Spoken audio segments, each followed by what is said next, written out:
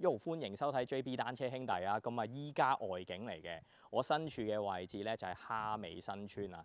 因為文仔單車咧就由錦上路盈匯坊嗰度咧就搬咗過嚟呢一邊啊。咁就新章開鋪之後咧，我就未過嚟影過嘅。因為我知道文仔咧早排啦幾個禮拜之前咧就忙緊2025香港國際場地杯，佢又做贊助商嘅，咁啊超級忙，我就冇打攪佢啦。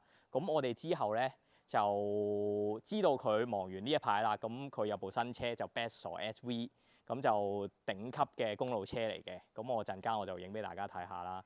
咁我依家咧就帶大家睇下佢個門口，就唔好嚟錯啊，因為我呢度好多村屋啦，咁入錯人哋屋企又麻煩啊嘛。咁啊個門口呢度啦，咁啊認住呢個板啦，咁啊上邊就有個 Law Cycle 嘅喺2樓嗰度。係啦，咁啊入嚟之前誒記得撳門鐘嚇，咁啊或者 WhatsApp 咗揾咗阿文仔先都得。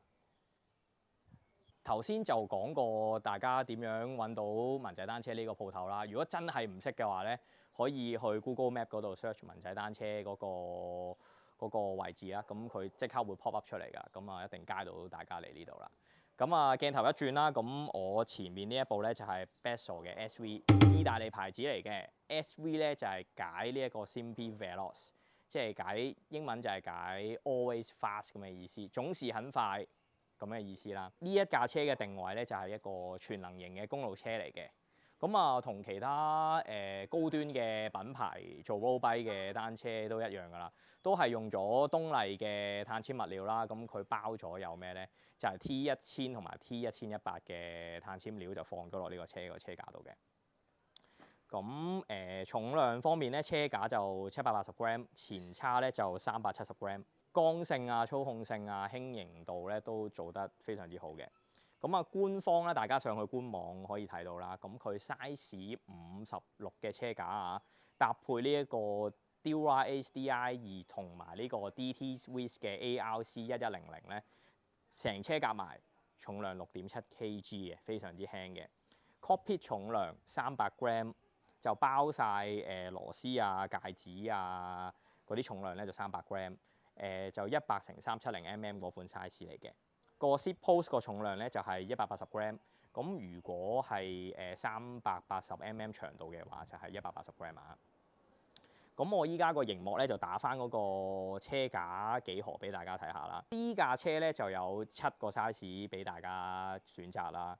咁而車把咧有2款嘅，一款就 Aero 少少，一款咧就 Classic 少少嘅，夾埋有16個 combination 嘅。咁個 stack 嘅設計咧就高翻少少，係啦。咁佢個座管呢度咧，佢就設計得比較矮少少嘅。咁啊，踩長途會有更加多嘅舒服同埋舒適感啦。佢特別之處咧就係個輪胎個間隙咧就比較闊少少嘅，大家可以進取少少咧就擺35mm 啲gravel好胎落去，佢都支援到嘅。咁點解佢咁做啊？就係其實佢想除咗 aero 除咗爬坡都得之外咧，佢想大家有時歐洲有啲路咧就係有啲鵝卵石啊嘛，即係好似Paris-Roubaix 咁樣好多鵝卵石嘅凳嘅，咁你裝闊身少少胎咧，咁亦都會舒服啲，亦都變相踩快啲啦，可以係啦。講開舒適度咧，咁就一定要提埋佢個 seat post 嗰個座椅夾啊，個座管夾啊，係啊。佢個吸震座管夾咧就類似我之前 Chapter 2講過嘅 Coco 嗰款車架咁樣啦。佢有個橡膠做咗入邊嘅。咁呢一款嗰個座管夾咧，佢就叫 3B Clamp System Gen 2。咁其實佢係啲咩咧？佢其實係一個你笠咗條通入去嗰陣時咧，佢有個橡膠咁樣嘅嘢去做吸震嘅。咁啊，路面震盪傳上嚟，經過輪胎、經過車架、經過座管，跟住嗰粒橡膠會同你吸咗少少震盪嘅，跟住先會傳去大家個 pat pat 度咯。咁踩長途嘅時候咧，咁就會舒服啲啦，冇咁蹬得冇咁勁嘅。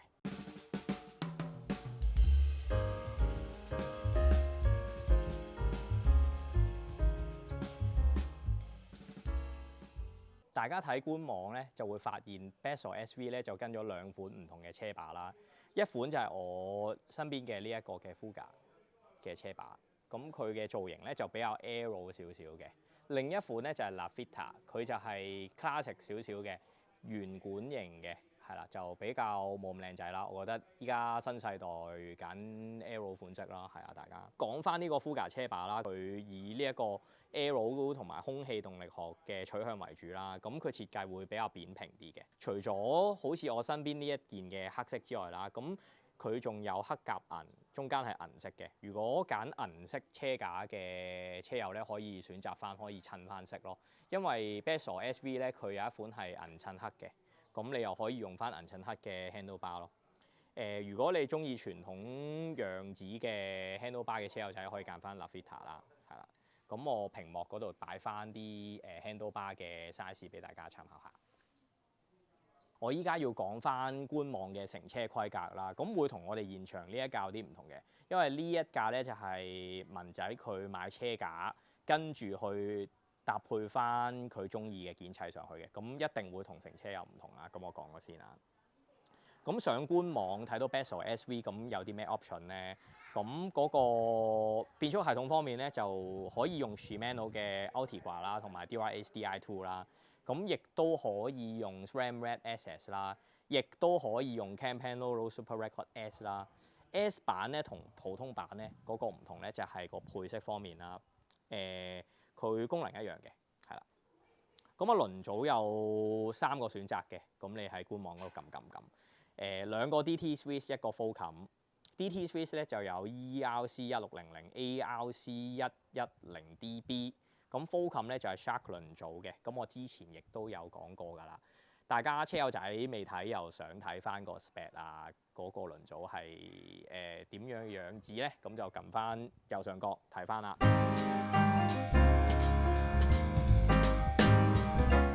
耶！依家我身邊有文仔喺度啊，因為咧我想問下文仔咧，關於佢啱啱做贊助商嘅一啲趣事啊。有冇啲咩可以分享下，文仔？趣事都冇乜嘅，最主要其實我覺得都係機緣巧合嘅，即係做贊助商咁開心嘅，即係叫做今年嘅唯一贊助商啦。但係我嘅希望業界多啲支持啦，因為始終即係唔好話場地車啦，其實係公路車上邊我覺得總會上邊可能總會係好多叫做以前政府機構啦，或者係即係半政府機構，係比較被動啲嘅。咁我哋如果可以幫到手嘅話，其實係盡力都幫咯，因為我自己好現實咁講，我哋賺喺即係呢個業界入邊賺咗錢，咁我有時有啲嘢都要做翻少少嘢出翻嚟嘅，係回饋下啦社會咯，係啊，同埋係咪認識咗好多唔同嘅車手啊？係，因為呢個都係有唔同國家人啊嘛。因為我都估唔到，因為我自己都有落場鬥嘅，咁最主要就估唔到就其實因為我最初我玩場地車其實就係我覺得我要買場地車，我一定要知道究竟啲要求啊，或者啲器材邊啲嘅好唔好咁樣。咁可能我都踩咗牌啦，累積咗啲經驗。咁有啲選手其實都有睇我 IG 嘅，佢好多時候佢哋都會，佢哋其實嚟之前已經知有我呢個鋪頭，又知我做贊助，咁啊可能會有啲分享啊，或者有時訂啲貨品咁順便俾佢哋。咁我覺得都係比較特別嘅，係對比今年嚟講係。係。咁遲啲會唔會引入更加多牌子咧？因為我知阿文仔有 Velo Bike 有 Storm Cycle 嘛。咁會唔會再？因為我見其實有好多牌子喎，嗰日我唔識啊嘛，又見到有林林種種，係嘛？嚟緊應該你話頂級嗰啲就會少啲啦，因為頂級嗰啲都係佢嗰個售價都係奧運級數，可能6萬蚊起跳。咁對比即係個市場未必係咁適合，但係反而嚟緊我會可能同內地品牌啦咁合作，就做一個可能當2萬蚊以下嘅入門車架啦。咁希望就填補到個空間，因為始終而家比較少一啲叫做新款少少幾何嘅場地車係啦，就入門嘅場地車，咁希望就可以即係幫到大家啦。係啊，咁啊 feel 翻個 gap 位，同埋新手入坑唔好咁痛啊嘛。係啦。單嘢如果你痛嘅話，哇一嚟哇可能講緊天文數字，我唔玩啊咁樣，都係玩翻 mobile 接車算啊咁樣，可能入門都係一個好選擇。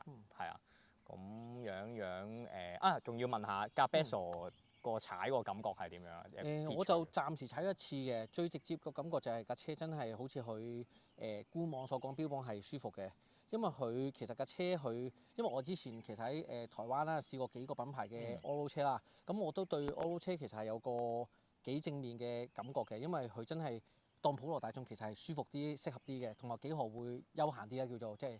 但係有個問題就係嗰啲車多數係個外形係圓管型，就未必係啲客戶想要或者啲車友好想要嘅。咁 Besso 啦，呢架 SV 啦，佢基本上就係一架 L 車，但係佢就會有 Allroad 嘅元素，咁亦都符合到大家嘅即係無論實際或者外觀嘅要求啦。係啊，幾靚仔！我尤其是覺得呢隻色靚過，仲有官網就黑色、白色，同埋仲有隻銀色係銀色，我覺得呢款最靚嘅，係啦。文仔電話響啦，我哋下集再講啦，拜拜。唔知大家中唔中意我今集安排嘅內容呢？有呢一個嘅 Besso SV 嘅介紹啦，咁啊亦都有同文仔傾下偈啦，因為佢近排就參加咗呢一個香港國際場地杯2025嘅贊助商啦，咁佢有啲特別嘢啊、搞笑嘢分享下咁樣啦。如果大家中意呢條片咧，可以幫手撳個讚啦，咁啊 share 俾啲車友仔朋友睇啦。咁啊，今集就去到呢邊先。咁啊，我哋下集再見啦 ，thank you，多謝，拜拜。